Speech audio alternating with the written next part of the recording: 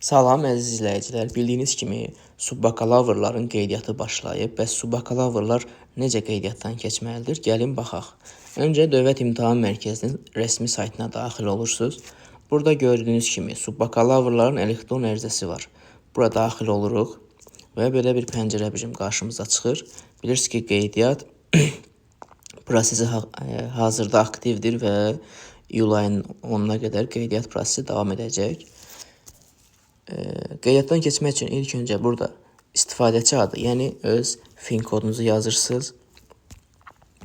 Daha sonra davam et düyməsinə tıklayırsınız. Qeyd edim ki, əgər siz bu yaxınlarda şifrəni yeniləməmisinizsə, bilirsiniz ki, Dövlət İmtahan Mərkəzi bizə təhlükəsizlik tədbirlərlə bağlı şifrəmizi yeniləməyi tövsiyə edir. Burada sizə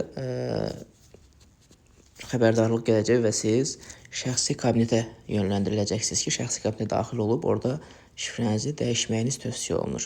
Şifrəni necə dəyişmək lazımdır? Bundan öncəki videoda izah etmişəm. Daxil olub baxa bilərsiniz. Şifrəni yenilədikdən sonra və yaxud da yeni şifrə təyin etdikdən sonra burada şifrənizi yazırsınız.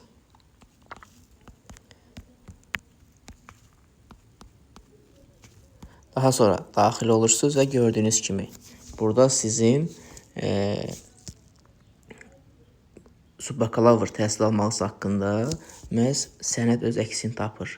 Və burada oxuduğunuz təhsil müəssisəsi, bitirdiyiniz il, həmçinin ixtisas kodunuz qeyd olunur. Həmin ixtisas koduna uyğun siz ali təhsil müəssisələrində ixtisaslar seçə bilərsiniz ona uyğun.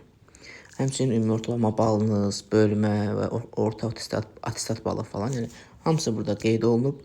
Siz bura gəldikdən sonra sadəcə burada görürsünüz sağda təsdiq et düyməsi var və bunun üzərinə tıklayırsınız.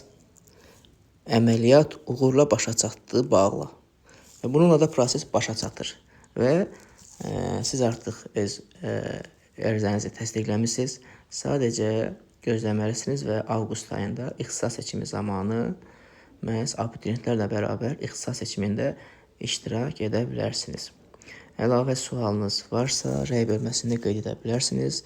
Sağ olun, sağlıqla qalın.